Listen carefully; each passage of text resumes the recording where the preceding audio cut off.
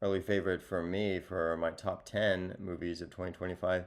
That movie is One Battle After Another, written and directed by Paul Thomas Anderson, starring Leonardo DiCaprio, Tiana Taylor, Chase Infinity, Benicio del Toro. And yeah, this movie was definitely a surprise for me. Even after seeing the trailer for it, it was kind of under the radar. It just was like something, oh, I'll see this eventually. I mean, and it was just something that wasn't like a big deal for me. But then I saw the early word on it from the reviews, and I went uh, and checked it out, and I'm still dumbfounded by how good this movie is, and just gobsmacked. It is definitely one of my favorite Paul Thomas Anderson movies. In fact, it actually beat uh, There Will Be Blood, and I've seen this movie twice. And yeah, I think this is his best movie. I saw Licorice Pizza, the last movie he did, and I thought it was okay. I thought it was a good movie, but nothing to rave about. I thought it was okay.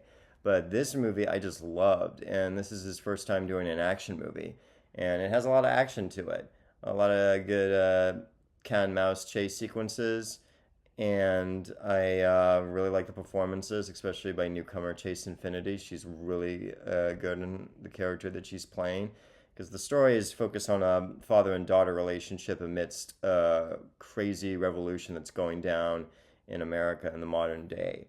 And you have this group called the French 75 Revolutionary Group. It's kind of inspired by groups like the Weather Underground that are taking a stand against the politics in America. And you see a little bit of that. They tease some of it. It begins with something like there was like a nationwide abortion ban. They kind of loosely dropped that during the opening of the movie, and as the reason for the French 75 committing terrorist attacks on you know U.S. military installations. And then you have like an element of the where you have illegal immigrants locked up, and you have the French 75 getting them out of there. You have all those things that contribute to a story that's okay. You definitely see that uh, the nationwide abortion ban and the legal immigrant situation. You definitely see why the French 75 are doing what they're doing. It's not so vague.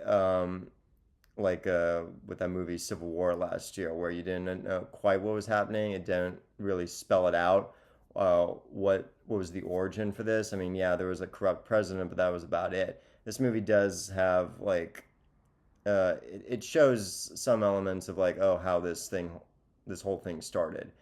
And you have Leonardo DiCaprio, who plays a character named Bob, who is revolutionary and working with this woman with him that they fall in love, and they have a daughter, and this daughter grows up to be the one that you see presently in the movie, known as Willa, played by Chase Infinity.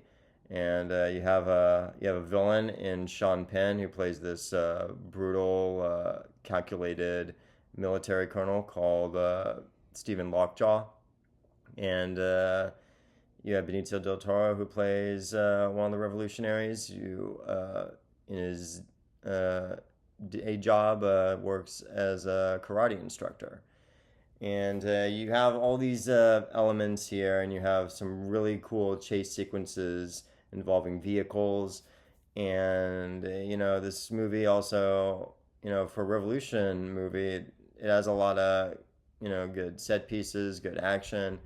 Uh, Clearly, Paul Thomas Anderson loves the movie Battle of Algiers. In fact, he puts a little Easter egg of that movie in there of Bob watching that movie. And it's an old classic black and white movie. Definitely, I would recommend checking that out, because I can see the elements that Paul Thomas Anderson used from that movie with this movie. And overall, like again, I saw this movie twice. I saw it in a regular theater, and then I saw it in IMAX 70 millimeter. And it both formats, the movie is just artfully done.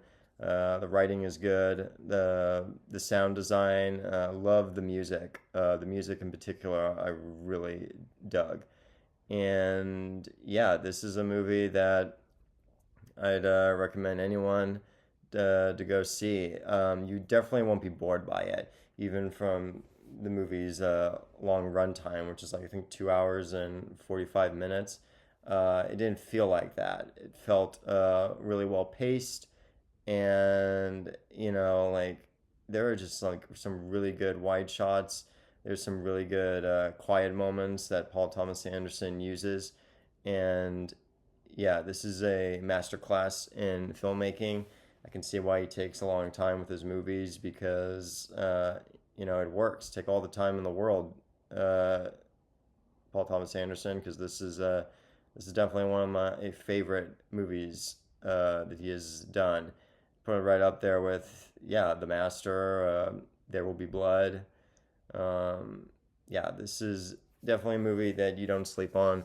You definitely should check it out if it's still in theaters or wait until the Blu-ray or digital release come out because yeah, if the movie was just a pure revolution movie, French 75 versus the military, I don't think it would be that impressive. The movie is anchored by the performances of both Leonardo DiCaprio and Chase Infinity. Like the father and daughter relationship works, and yeah, that's the main reason why I really loved it personally. I just really liked that story of those two characters, and there's some great humorous moments between those two characters that I really thought was funny. Of like an older guy that's you know Gen X, with DiCaprio kind of learning from a Gen Z uh, girl from Chase Infinity about certain things, and I thought that scene in particular was very funny.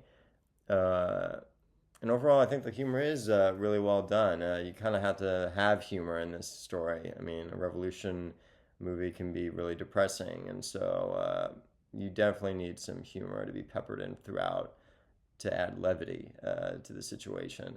But yeah, I definitely will watch this movie again. It is, a favorite of mine, and you all should check it out. All right, guys, that's it. Like and subscribe, and I'll see you around.